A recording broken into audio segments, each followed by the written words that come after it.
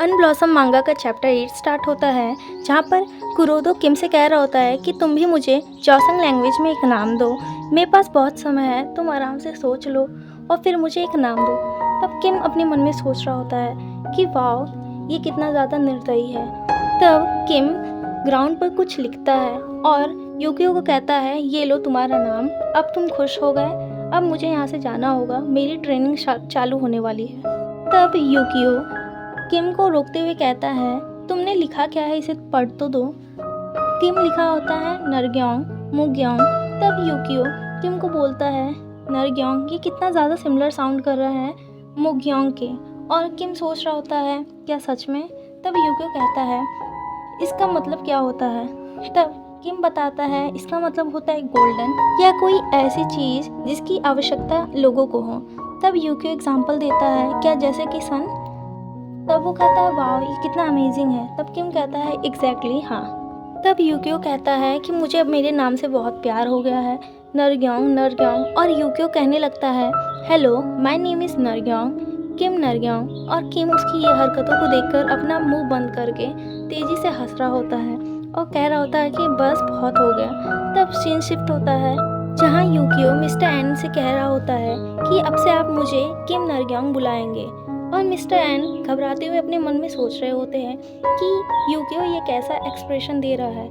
तब scene police station में shift हो जाता है प्रेजेंट टाइम पर, जहाँ पर मिस्टर एन इंस्पेक्टर जियोंग से कह रहे होते हैं, आपको श्योर तो है कि ये लेटर अटैक का ही है? पर मेरे हिसाब से ये क्लियर है कि ये लव लेटर किसी इनएक्सपीरियंस बॉय का था। तब इंस्पेक्टर जियोंग कहते हैं, आपका मतलब यूकियो से है? तब वो कहते हैं, क्या यूकियो को जोसेंग लैंग्वेज लिखना आता था? तब ये बात तो उसके क्लासमेट के बयान में नहीं पता चली। तब मिस्टर एन कहते हैं, क्योंकि ये बात सीक्रेट थी। तब इंस्पेक्टर जियोंग कहते हैं, सीक्रेट? पर कब तक? तब मिस्टर एन कहते हैं, यूकियो ने मुझसे कहा था अगर कभी भी उनके बड़े भाई को ये बात पता चले कि यूकियो को जोसेंग लैंग्वेज आता है, तब वो उसे पक्का मार डालेंगे। तब इंस्पेक्टर जियोंग कहते हैं, यानी वो चुप रहता क्योंकि उसके बड़े भाई को ये चीज़ नहीं पसंद थी। तब मिस्टर एन अपने बैग से एक नोट को निकालते हुए बोलते हैं, अगर ये बात इतनी ही आसान होती तब यूकियो जो नोट पढ़ता था उसे मुझे रखने नहीं कहता। उसके अंदर इतनी भी हिम्मत नहीं थी कि वो अपनी जोसेंग लैंग्वेज की नोट को अपने घर ले जा सके।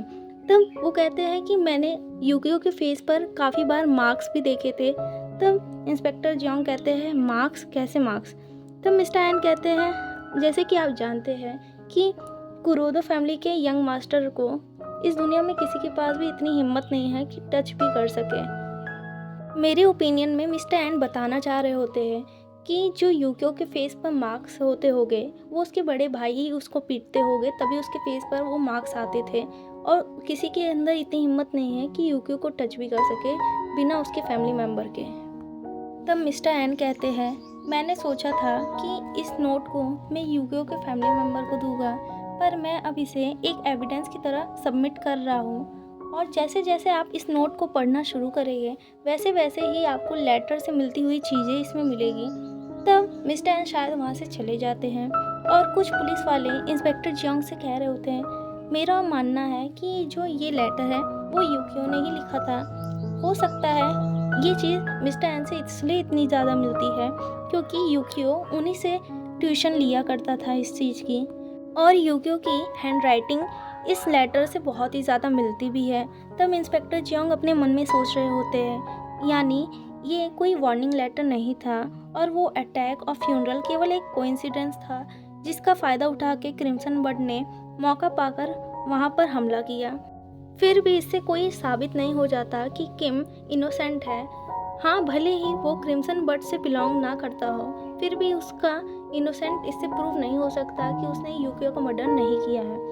फिर हमें एक बोर्ड पर कुछ चीज़ें लिखी हुई दिखती है जिसमें यूकियो को मारने का मोटिव होता है। फर्स्ट होता है रिवेंज फॉर बुलिंग, दूसरा होता है क्रिम्सन बर्ड के लिए स्टेज तैयार करना।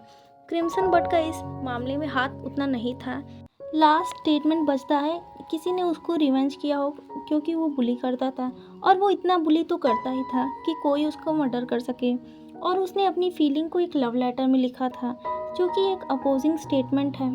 कौन सच बोल रहा है या दोनों ही साइड अपनी ओर से सच बोल रही है, ये बात इंस्पेक्टर जियोंग सोच रहे होते हैं। तब सीन पास्ट में फिर चला जाता है जहाँ यूकियो बैठा होता है और किम उसे कटलर दे रहा होता है जो कि उसके हाउसकीपर ने यूकियो को देने के लिए किम को बोला था।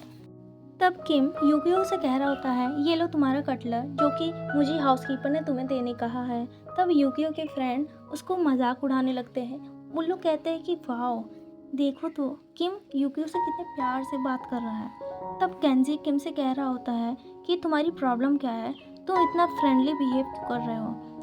तब यूकियो किम से अपना कटलर छीनते हुए कहता है कि तुम मेरी चीज़ों को अपना हाथ मत लगाया करो और मुझसे बात भी मत किया करो।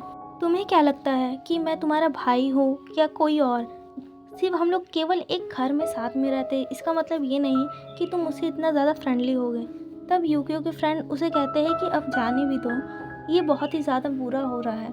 कभी ऐसा ना हो कि किम एक दिन तुम्हारे मर्डर करने के लिए एक नाइफ के साथ आए। और यूकियो किम को धक्का मारते हुए वहाँ से चला जाता है और उसके फ्रेंड कह रहे होते हैं कि वाह यूकियो को कितना जल्दी गुस्सा आता है और उसे जॉसंग लोगों को उन लोग की जगह दिखाना भी आता है।